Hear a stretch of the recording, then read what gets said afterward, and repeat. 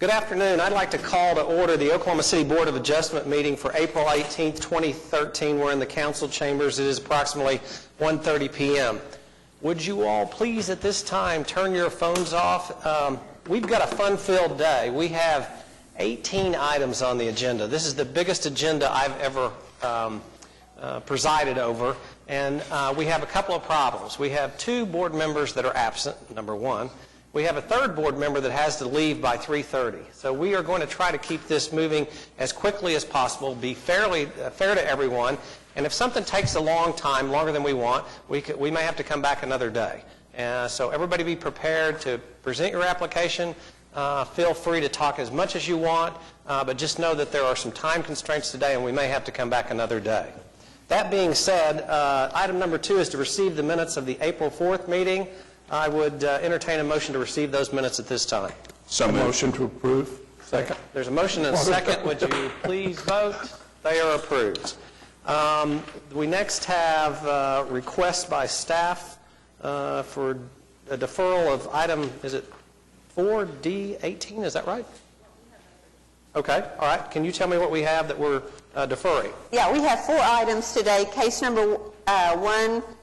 Item number 1, case number 13653, 13655, and 13656 is requesting a continuance to May 16th. Item number 2, case number 13654 is requesting a continuance to May 16th. Item number 17, case number 13598 is requesting a continuance to May 16th. And then item number 18, 13702 is requesting a continuance to May 2nd. Okay. And does that include the Haley matter? Is that being continued? Yes. Okay. All right. Item number 17 All right. is his. So I'll entertain a motion to continue those 4 items at this time. Second. We have a motion and a second. They are continued. That gets us down to 14 matters now. So that helps things out. Is there anyone here today that would like to request a continuance from the audience? There being none, may we proceed with our first item of business? Item number 3, case number 13710 and 13711, request for use variance of New Dominion for a permit to drill 2 oil gas wells located at 16825 and 16827 Northeast 178th Street. Good afternoon. Good afternoon. David Box, 522 Colcord Drive. Here on behalf of the applicant. Jerry Bro is also with me here today. As Kathy said, our application is to permit 2 oil and gas wells to be drilled. This is actually an existing pad site with a tank battery on site. This is an active oil and gas area in the city. It's at 178th and XXX Road. Staff has found no unfavorables, and we would ask for your approval. The only question I'd have is there anybody in the audience objecting today? Are you aware of any objections? We are not aware of any protest. And this is properly permitted before the Oklahoma Corporation Commission? Yes. Yes. It will be once we get our BOA. Okay. All right. Any questions from the board? I'll entertain a motion. Is there a second, please? Second. Please vote. Mr. Box, your application is approved. Thanks for coming today. Thank you. Next item. Item number 4, case number 13611, request of David Roth for a variance to permit a residence encroaching 0.09 foot into the side yard setback on the south, located at 12504 Ponderosa Boulevard. How are you, sir? Good. How are you all? Good. Would you please state your name and address? Yes. My name is Kevin Cunningham. I'm from the Bass Law Firm, 201 Robert S. Kerr, here in Oklahoma City. All right, sir. On behalf of David Ralph, the applicant. Mr. Ralph is a home builder. He built a home to the south of it, and as the application shows, the far southeast corner of the home is technically within the 5-foot side yard setback rules by 0.09 yes, feet. just under a foot. And the fence had been moved once. The current homeowner, as far as I know, did not object. It's actually part of resolving this matter that we're here to request a variance. I'm not aware of any unfavorable consideration from staff. I'm not aware of any opposition. Are you aware of any opposition? No, sir. Are there any questions from the board? Why is the fence not on the property line?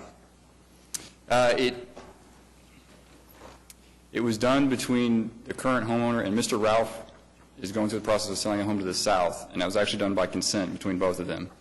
Okay, well, because it's just, I thought it was kind of funny. Well, it parallels the side of the house, Yeah, which is a little bit better than that drawing shows. almost. Yes, almost. Is there a motion? Motion to approve. Is there a second? Second. Please cast your votes. You're approved, sir. Thanks for coming today. Thank you all. Item number 5, case number 13701, request of Kent and Jennifer James for a variance to allow a single-family residence encroaching 3 foot and pool encroaching 16 feet into the 20-foot platted rear line located at 1904 Deep Creek Road. Good afternoon. Hello, Would you please state your name and address? Jennifer James. James. 1904 Deep Creek Road, Oklahoma City. Okay. And we've lived in this home for 14 years, and we recently put it on the market. And prior to closing, we found out from a survey that our house is 2 feet and 7 inches over the builder's line in the back of the house, which we understand is kind of unusual to have builder's lines in the back. We back to the Kilpatrick Turnpike, so that if you're looking at that picture, you can see the OTA new sound wall that they just put up. It's really gorgeous. Is part of our backyard. And so in order for our house to be made marketable, our buyers have requested that we obtain a variance from the builder's line. And you have buyers that are willing to buy the house if you obtain the variance, correct? Right. Yes. And are you aware of any opposition to your No. application? And our neighbor to the west has already received a variance for his property, because All right. his house is also over the builder's line. I don't see any unfavorable considerations from staff. Is there anybody here in the audience that's opposing this application? If there are none, are there any questions from the board? Motion for approval. Second. Please cast your votes. You're approved. Thanks for Thank you coming very today. much. Next item. Item number 6, case number 13703, request of Integra Southwest Medical Center for a variance to the maximum number of attached signs per street frontage, the maximum square footage, and the maximum height located at 4401 Southwestern Avenue. My name is Jim Gleason with Spirit Neon Signs, 2515 North Oklahoma, here representing Southwest Medical Center. Basically, in short, what we've got is, as the services expand within the hospital, they found a need to list the services on the outside of the hospital. With the current residential zoning, there's not enough square footage allowable to list these services. Sometimes when people are doing searches, they'll see James D. Daniels Stroke Center, and they don't realize that it's in the hospital. So we just need more square footage to list those services. So all you're doing is helping people find the proper place to go to. Correct. Correct? And so this is for guidance and safety purposes. Guidance and safety purposes, yes. All right. Any questions from the board? Is there a motion? I move for approval. Is there a second? Second. Please cast your votes. You're approved. Thanks for coming today. Thank you. Item number 7, case number 13704, request of Brian Weeks for a variance to the minimum lot size, lot coverage, and front side and rear setbacks in order to permit a lot split located at 2443 Northwest 12th Street. Good afternoon. Hello, I'm Randy Hill with E.D. Hill, and representing Brian Weeks in this application.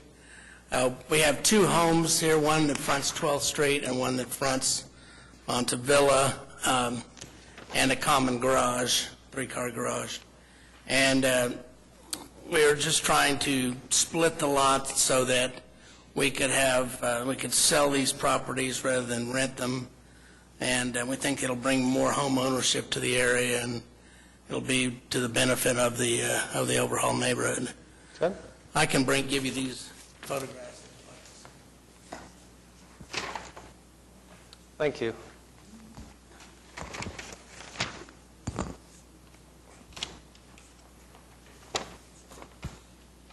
I guess it's all the same. I've got one question. How are you going to split that building?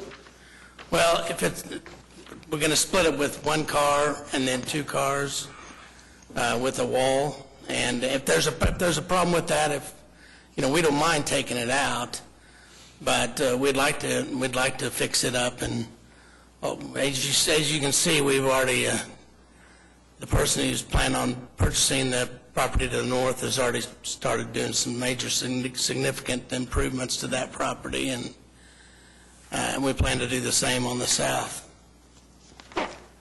So you propose to take about 10 foot of the north side and about, 17 foot of the south side? We'd take, Make- yeah, we'd have,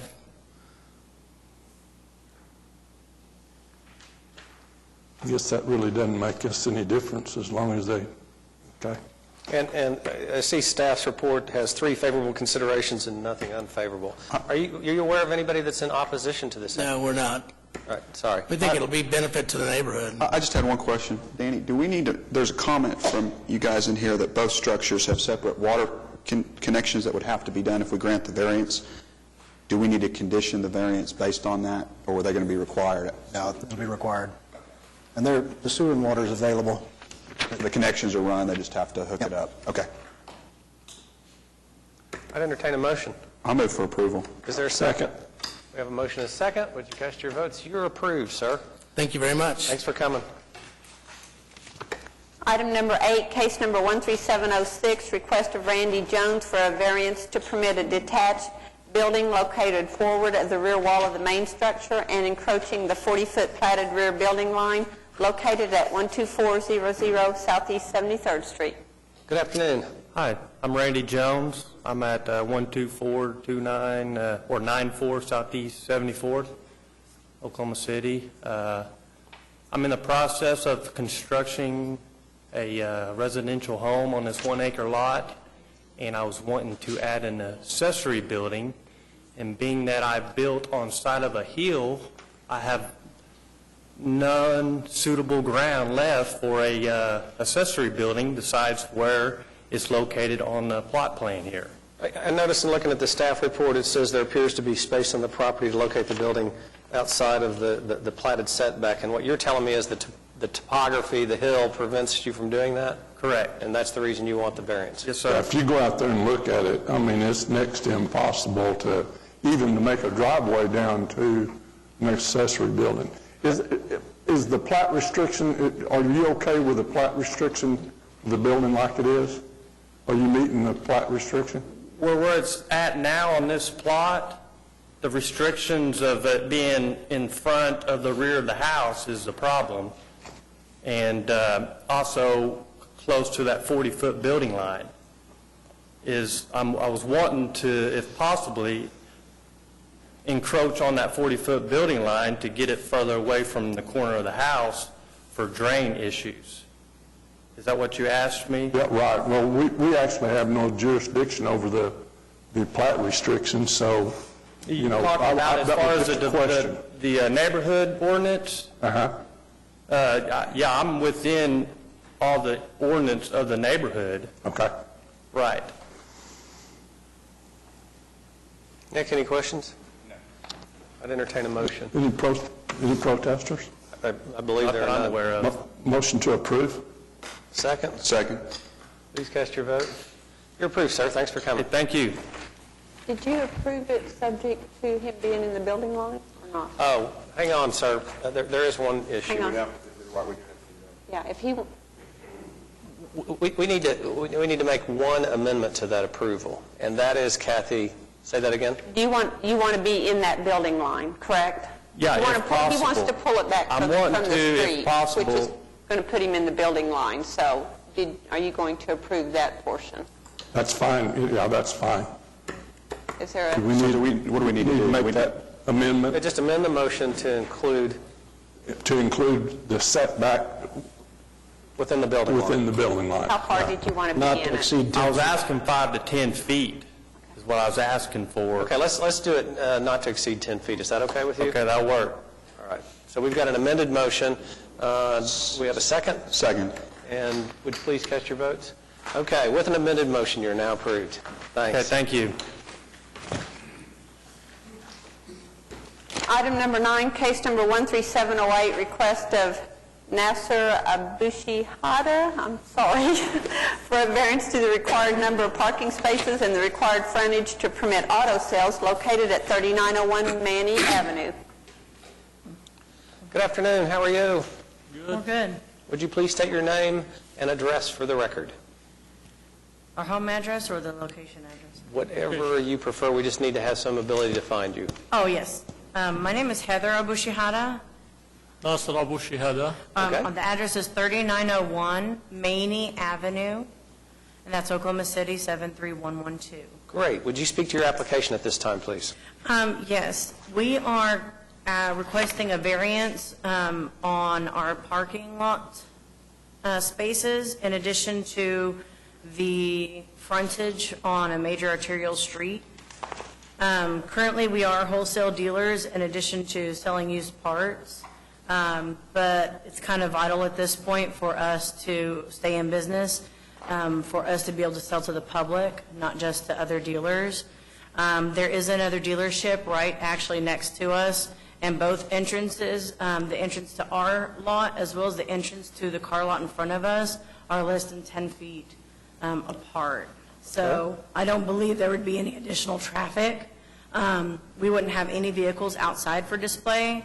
We would solely be keeping them inside, since the lot A does not provide enough space for us to have the 14 required parking spaces to begin with. We have 9 out of the 14 that's required. But in addition to that, the cars will be safer, and we're only just trying to do online sales versus outdoor standard car sales. Okay.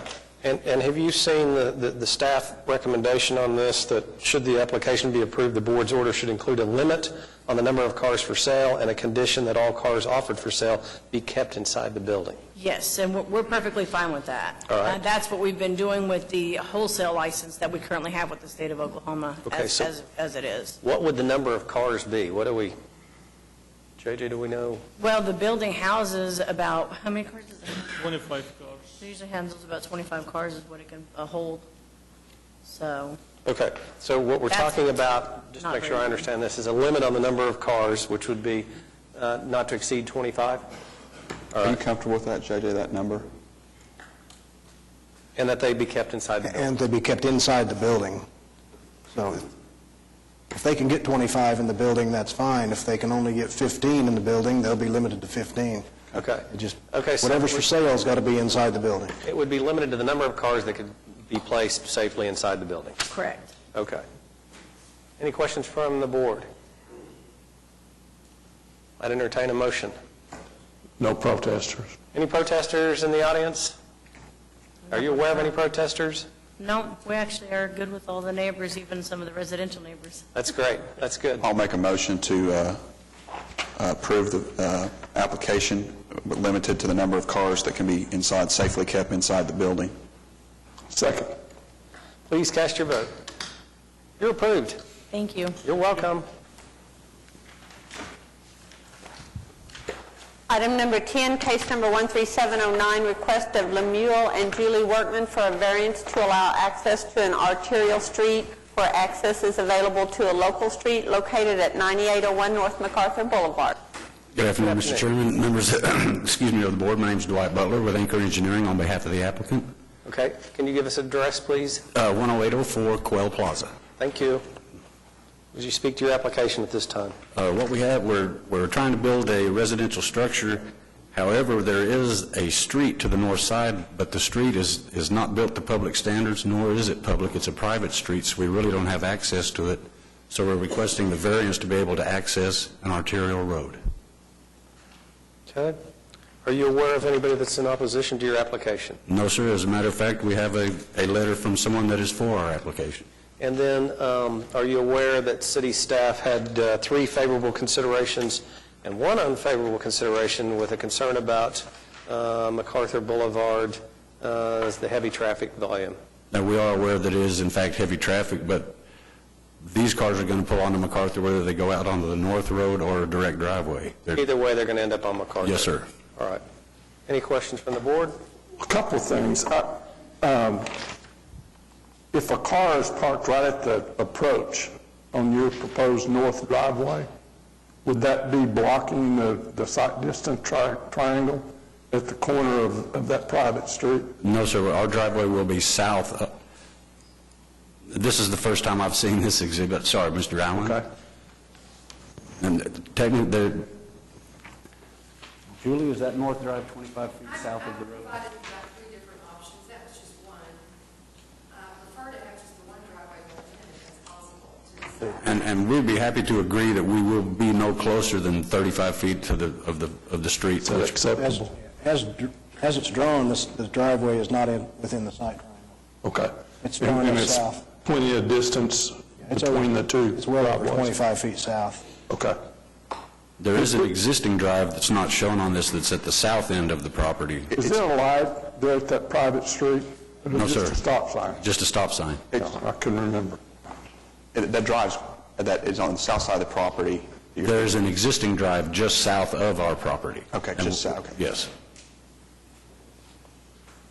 I make a motion for approval. Would we approve it subject to not being in the site triangle? I think so, Is that yeah. what you want, JJ? Yes. Okay. Second. All right. Would you please cast your vote? You're approved. Thanks for coming. Thank you sir. very much.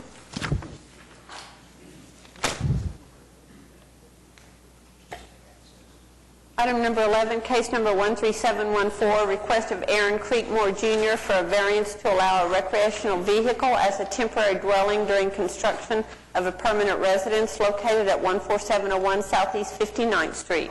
Good afternoon. How we doing? Good. How are you? I'm good. Would you please state your name and address? Aaron Creekmore, 14701 Southeast 59th Street, Choctaw, Oklahoma. All right. Would you speak to your application at this time? House burnt. I'm in right. construction, on construction business. I brought in a 30-foot travel trailer. Want to occupy that while I rebuild my home. Okay. How long is it going to take you to rebuild the home, sir? I'm asking for a year. Being, if I have to, I'm doing this on a budget, I paid off the land. I'll probably have to go to work, make some more money to get it finished, you know. That makes sense. I think what we've done in the past on things like this is give you a limited variance for a limited period of time. It just doesn't go on in perpetuity. Right. Is that something that you're comfortable with? What amount of time would that be? Well, you just said a year. What about a year? Yeah, I'm comfortable with that. And is there anybody that you're aware of that's in opposition to this No, application? not that I know of. All right. All my neighbors kind of know it burnt, they know what I'm doing, and Okay. You're just trying to deal with some hard circumstances. Right. I understand.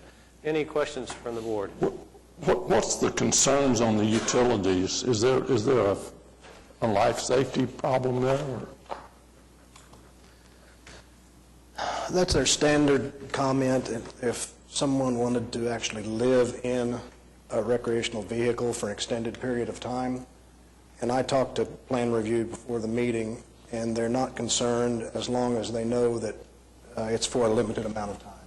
If it's going to expire in a year, they're comfortable with So we that. get past the unfavorable consideration if we limit it to a If you year. limit it, yeah. So even if he can hook up to the sewer and water with the RV, that's probably what you're going to do, isn't it? I'm on well, yeah. I already have water going. You have a septic system there? I have two. I have an old one I can tie into as long as I don't have to bring it up to code. It's there and running, but if I have to pipe and bring it up to code, it might not. For a temporary status, I don't want to spend the money bringing it up to code, because when the new house, it's all going new. Does that make sense? There's really no way to bring an RV up to residential dwelling. Right. It's all going to be a temporary situation. Right. They just want to make sure that it does expire at some time. Correct. Okay. Is there a motion? I'll make a motion to approve. Is there a second? Second. We have a motion and a second. Please cast your votes. You're approved, sir. Thank you Thanks very for much. coming. Item number 12, case number 13715, request of Z Signs for a variance to the maximum sign height located at 2 East California Avenue. I'm Rob Cosby with Z Signs, 2101 South Missouri, here in Oklahoma City. With me is Ted Keeney. Ted Keeney, 615 Northwest 15th. I'm the manager of the owner of the property. We'd like to get request a variance for signage that's existing on the water tower there in Bricktown now. When that was approved, they didn't go through the proper variance processes. I believe so far everyone's been in support of what we're doing. The BUDC passed it unanimously. We would like to pursue a variance with you guys to allow continuing use the way it's been in current use since 1996. Yeah, for purpose of the record, on March 13, 2013, the Bricktown Design Commission recommended approval of your application, correct? Yes, sir. All right. Any questions from the board? Is there a motion? So moved. Is there a second? Second. You're approved. Thanks for coming. Thank you. Item number 13, case number 13713, request of TAP Architecture for a variance to permit parking and maneuvering in the public right-of-way located at 500 West Sheridan Avenue. Good afternoon. Good afternoon. My name is John Ward, and I'm with TAP Architecture located at 415 North Broadway, Oklahoma City. And I'm here on behalf, really, of the John W. Rex Elementary Charter School Board, as well as MAPS. And we've designed a school, downtown elementary school, and we applied for a building permit. And they asked that we come before you all to, for approval to maneuver and park in the public right-of-way. Okay. And the site is the John W. Rex Elementary School? It's a block at Walker and Sheridan. It's bound by Walker, Dewey, Sheridan, and California. All right. I'm not aware of any unfavorable considerations from staff. I'm not aware of any opposition. Are you aware of any opponents? Is there someone here to speak in opposition? I see you standing up, sir. Yes, sir. I own a lot directly west on Sheridan and Dewey. Why don't you do me a favor? If you want to speak, could you come up to the microphone so we can make a proper record? And I'll ask you at this time to state your name and home address. John Hunsucker, 1 North Hudson Avenue, Suite 700.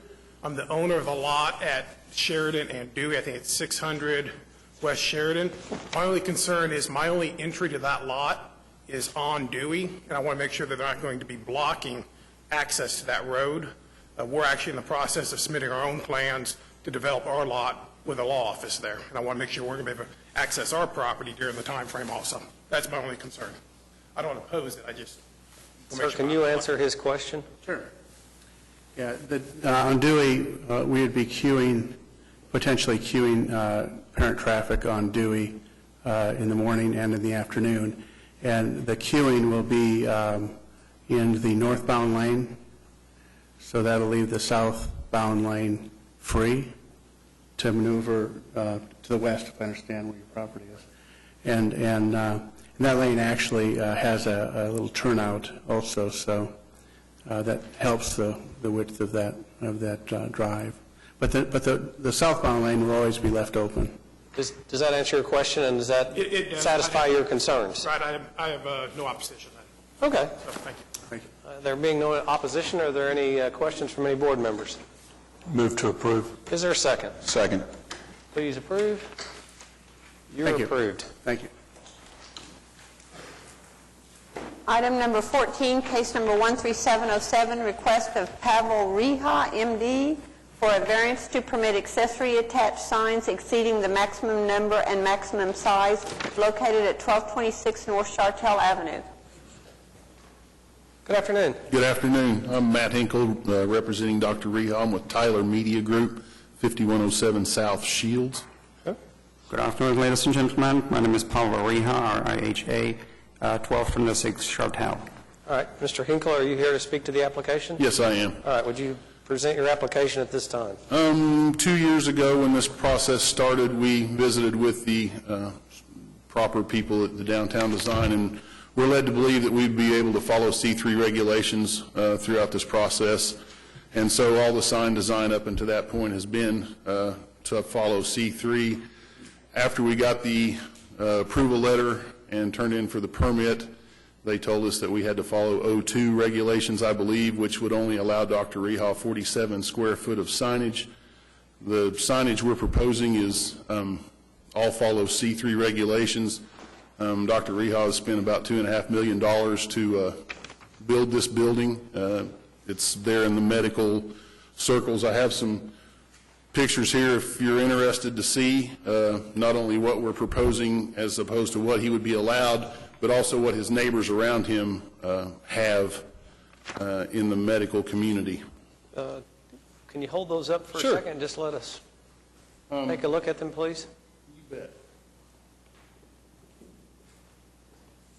I'm sure you all are aware of both of these facilities, both Valier and Saints and McBride in a stone's throw of Dr. Rehal's new building, and they're all allowed some giant signage.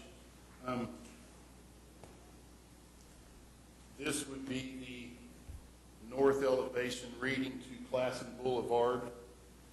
This would be the west elevation reading to Chartel. And if we stuck with the O2 zoning code, this would be all he would be allowed.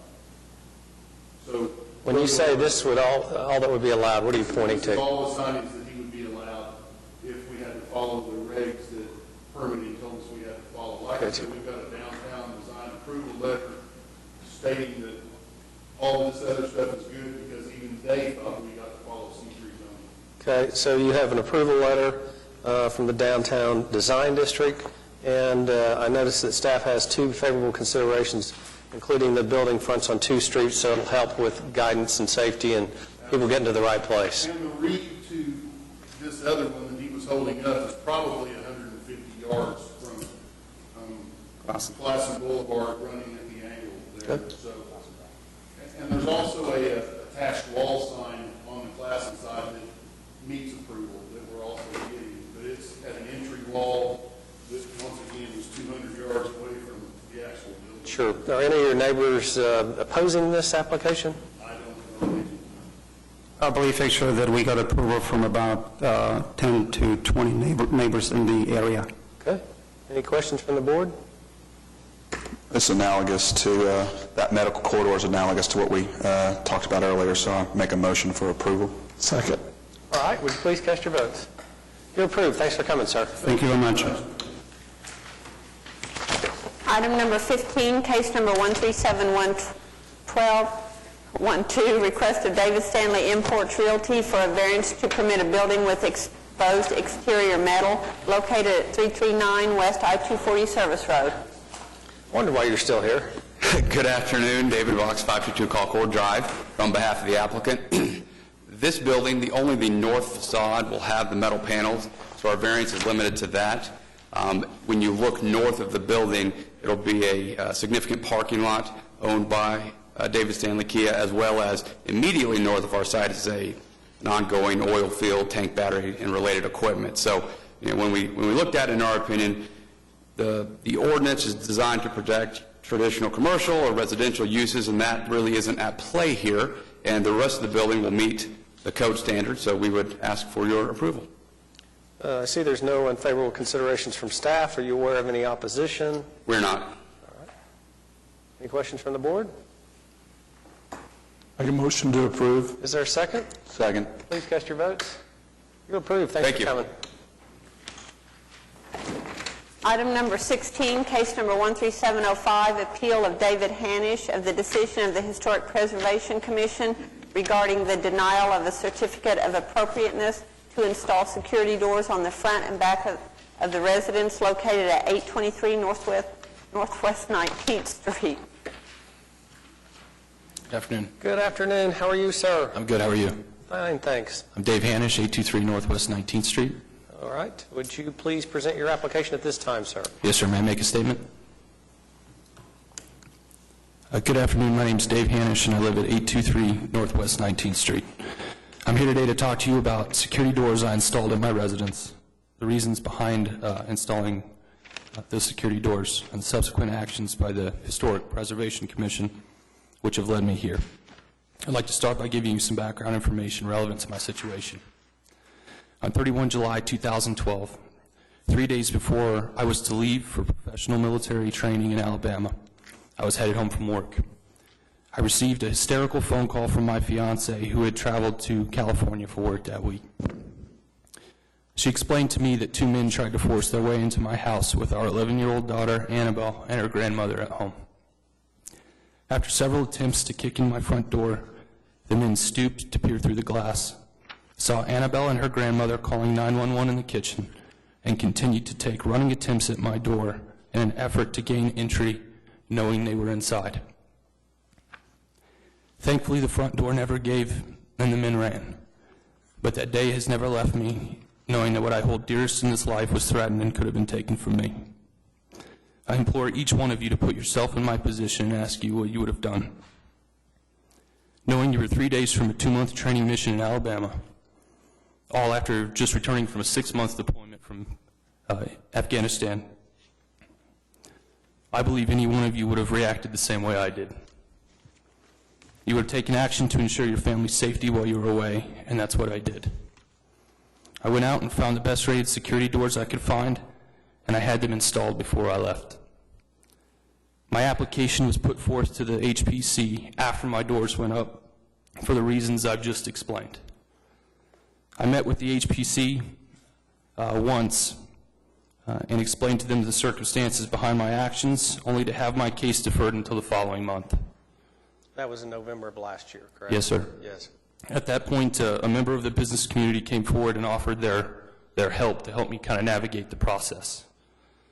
And so I assigned him as a representative. To make a long story short, after several continuations, my representative made an honest mistake, missed the HPC meeting, and my application was denied with prejudice. It was denied for 3 reasons. The first reason they stated was that the security doors are not allowed in historic preservation districts, and only full-view storm doors are allowed.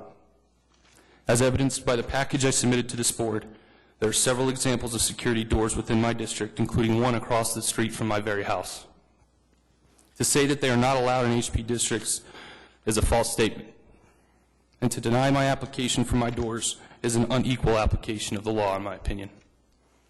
The second reason they stated was the addition of the security doors was not consistent with the design and sustainability standards and guidelines for Oklahoma City historic districts and is not in compliance with the provisions of the Oklahoma City Municipal Code. Imagine my frustration when I went through the design and sustainability standards and guidelines for Oklahoma City historic districts and found that the security doors are not addressed once within the standards and guidelines. I also couldn't find one article, chapter, table, or sentence in the Oklahoma City Municipal Code that would support the HPC's contention that my security doors are a violation. It begs the question, how can they hold me to a standard that doesn't exist? The third reason they stated was the security doors will have an adverse effect on the historic character of the district or the property. I've already highlighted the fact that there are several other residences within my own district that have security doors, and I don't understand how the addition of mine would have an adverse effect on a precedent that's already been set. Furthermore, my house, having been built in 2010, has no historical value. I don't agree, obviously, with the HPC's reasons for denying my application. I'm here today to ask this board to overturn their decision and grant me my certificate of appropriateness for the security doors I've installed for the reasons I've stated today and in the package I've submitted.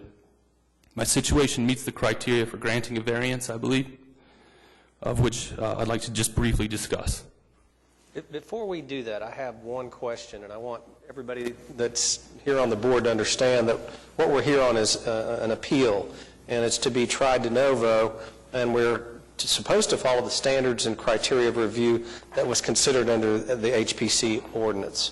And I watched portions of the video. I went and looked at your application, and there's a little confusion with the application. I know it's a form, and when you check the box, you checked appeal.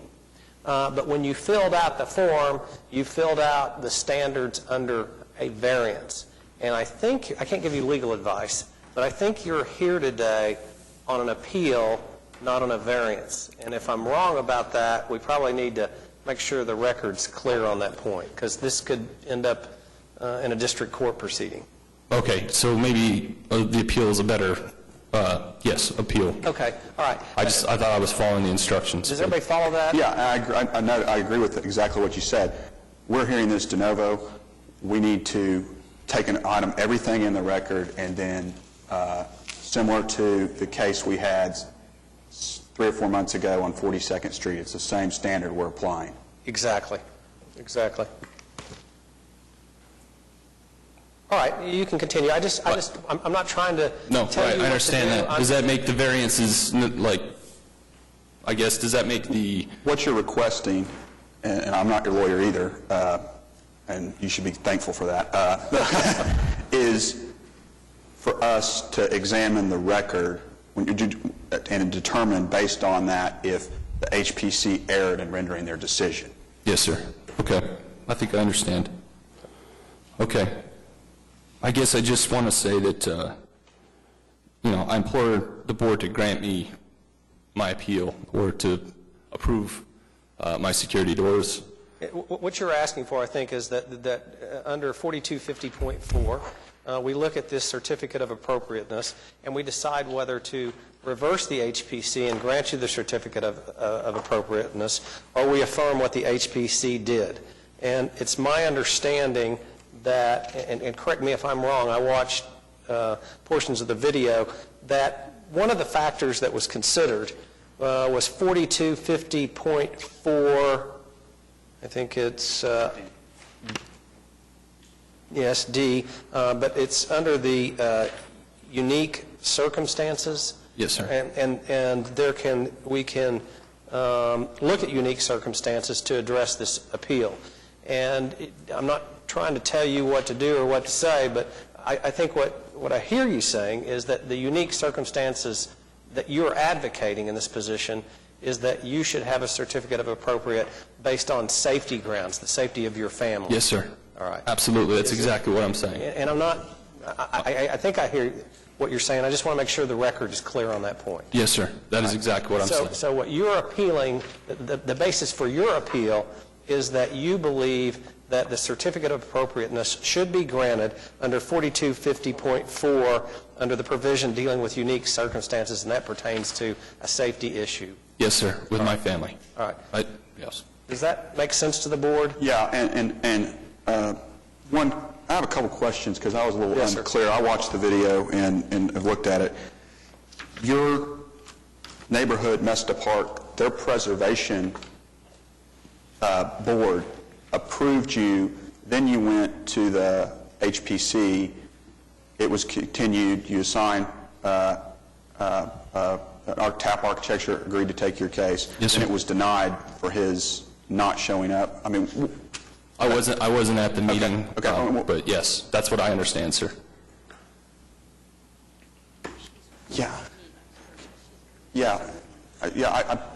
Would you recognize her? She's from the Historic All right, Preservation Committee. and that's what I was going to get to next.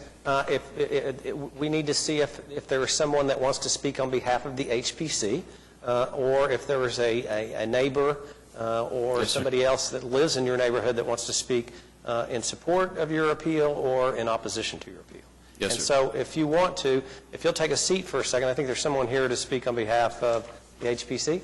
Yes, Katie Friddle, I'm the staff to the Historic Preservation Commission. Just to your question, there wasn't a formal approval from Mesta Park's Neighborhood Review Board. They submit comments before our meetings often, and they did submit comments that were in support of the application for the door, but it's not a formal review by a board or anything. Okay. It's just from a neighborhood committee. And that's in the email we have dated the 6th of March. Yes. Okay. Katie, would you mind, I watched your presentation and you noted some things that you thought the HPC should consider specific to this matter. Do you remember those, and can you repeat those at this time?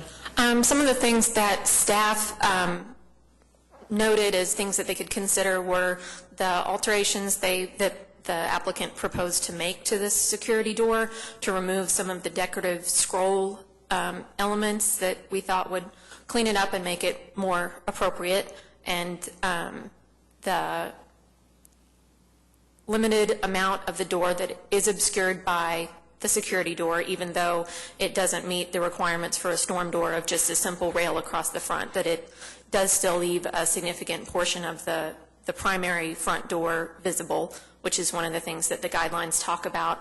And then they were going to, they had proposed to paint the security door to blend with the primary front door. So those were some of the things that the applicant had proposed to do to modify it that staff noted for the commission in the staff report. All right.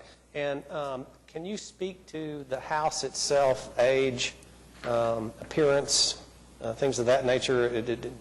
How does it sit within the community?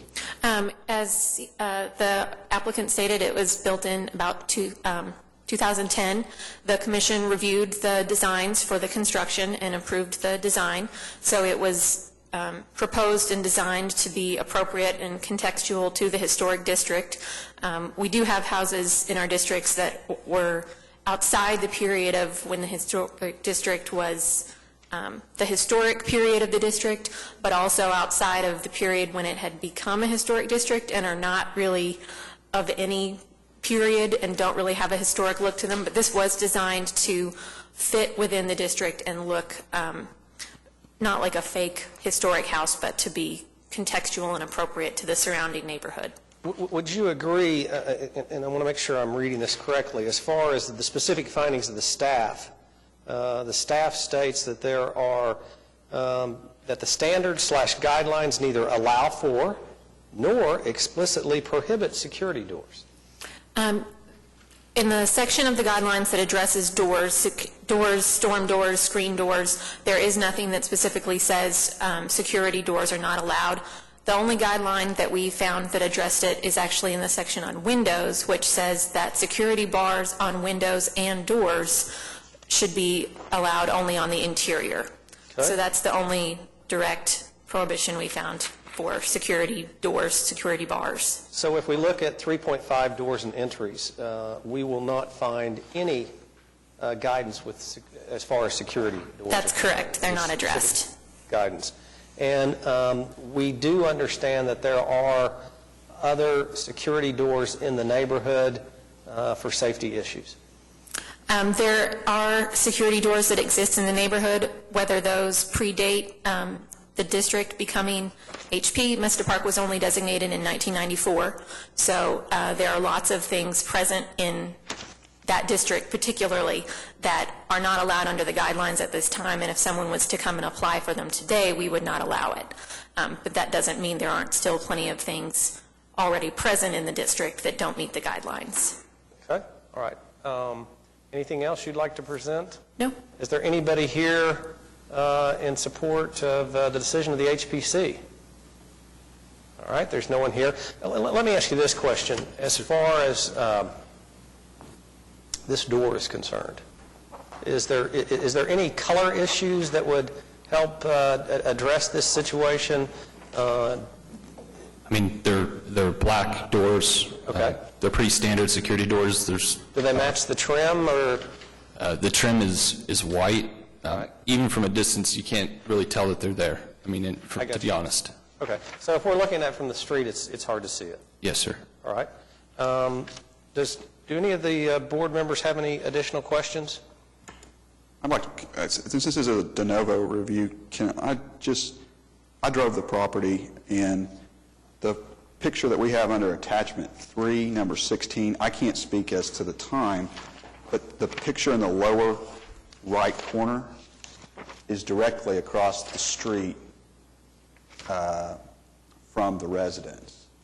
Okay. And we had, and I want to just say one other comment. When the statute is silent, I kind of have which we kind of have here from what I'm understanding, correct? We've got it in one section but not in the other. There's only one reference to the door term. I think in watching the video, my take on it was that there was not a specific provision for a security door, and so what the HPC attempted to do was look at it by an analogy and look at what they did have and try to work with that to come up with the ruling that they finally reached. And I guess our job on appeal is we have three options. We can affirm this, we can reverse it, or we can reverse it with modifications to the decision. And the basis on which I think that he's asking if we reverse it, it would be based on 4250.4I unique circumstances, and his unique circumstance would be the safety issue with him being away from the home at much of the time, with him not being able to be there with his family as much as he would like, with the previous history that has been encountered with this property with a violent crime that took place. And I think that, in my mind, that's analogous to what we did on 42nd Street when the driveway behind, there was some crime that had occurred or could occur in that back by that commercial property, and we did do that. I think what you expressed was concern about the tenant's safety. And I think in this, I just want to amplify just this, my thought for a second, if I may. I think that, under my interpretation of it, that safety falls under the unique circumstances. It's the bridge we would be going to get there, correct? I think that's what he's asking us to do. Okay. And I think that that's the record that has been made in case the HPC attempts to appeal this to the district court. If the board was to vote to reverse the HPC, it would be based upon his safety argument. So you feel like that would be the best route to take then, to reverse it? I can't be his lawyer. I understand. But I would say that under the unique circumstances, safety is a primary reason, and we always need to consider the safety of the residents. And this is not the only incident that's happened in my neighborhood. Okay. The neighbor to the left of me had his Harley stolen from between our houses, and the neighbor to the right of me had his truck and his garage broken into, and all of his tools taken. So, any other questions? If there are no other questions, then I would entertain a motion to either affirm, to reverse, based upon the reasons presented by this gentleman, or to modify the decision. I make a motion to reverse the decision of the HPC. There is a motion to reverse that decision and to grant him his appropriate, for specific findings that the record has reflected. That's the first motion, and the second motion would be to change it. Do you make those in two motions? I think you do it in one motion that says that if you're going to do this, you move to reverse based on 4250.4. Is that? Aye. Aye. Unique circumstances. And for purpose of the record, you'd say that it's based on safety of the residents. And I think that you would also have to say within that motion that you reverse and grant his certificate of appropriateness. Would that be correct, Susan? So moved. Second. All right, we have a motion and a second, and I want to make sure before we vote that there is no one present on behalf of the HPC. All right, please cast your votes. Your certificate of appropriateness is approved. thank you, sir. Thank you, everybody. I really do appreciate that. Have a good day.